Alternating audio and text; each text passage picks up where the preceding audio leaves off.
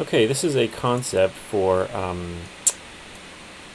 sealing the fluidics, or more importantly, allowing the fluidics to have some place for the formula to go if there is thermal expansion, and then providing the outlet to the membranes when we want to, when we assemble the device.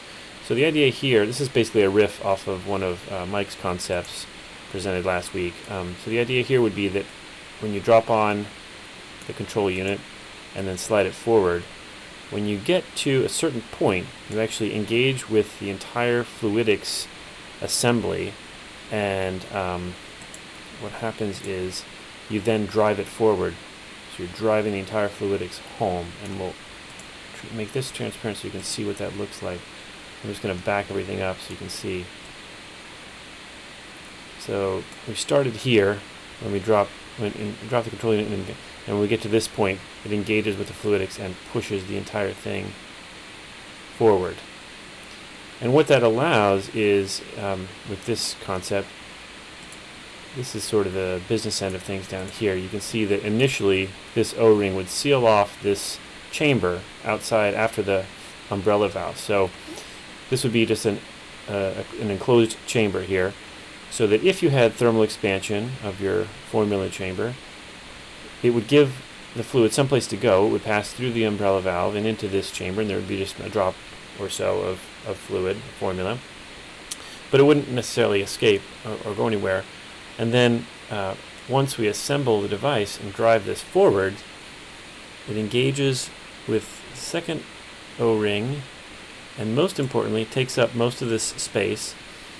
And then what you see here is that only when you get this thing fully seated is there a fluid path to go into this little notch in the side, and then into this volume between the O-rings, through a hole here and out a somewhat tortuous path, and into the membrane.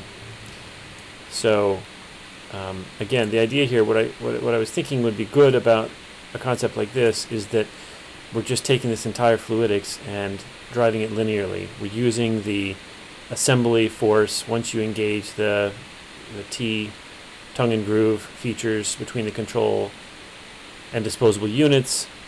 It's just the force that's, we have a lot of force available to us from the user to drive things home and forward, and it's I think a little bit of a safer idea for making the forces translate into connecting the system up. Another thing that we could build into this is you could imagine some amount of this motion could actually be used, depending on how we have things assembled here, to actually draw, once the fluidics bottoms out, we could actually do something where if the control unit engages with the cam here, perhaps directly, then what could happen is that with the final bit of motion, maybe the last, say, ½ millimeter or so, we could actually be driving the plunger, and hence the O-ring, the seal, forward a little bit. And what the benefit of that would be that we would be using user forces to break that seal, that high force of stiction between the O-ring and the syringe body. That's something we're still afraid of, which is that over time, over a year or so of the disposable unit sitting around, we get this kind of migration of the silicone into the housing wall around it, and we get this high required load to get things moving. So that would be an advantage in terms of giving us the ability to back off the compression spring loads that are required to advance the plunger, because we would be reducing that initial required load to break that stiction, because we would be breaking the stiction with the user assembling the control unit to the disposable, driving the system forward, and then again with the last little bit of assembly displacement, we would actually be driving the plunger only forward within the fluidics chamber. And I think that's okay if we are pushing fluid into this little chamber here, potentially for a short amount of time when the user assembles the control to the disposable units, because we're going to be dispensing shortly after that assembly takes place.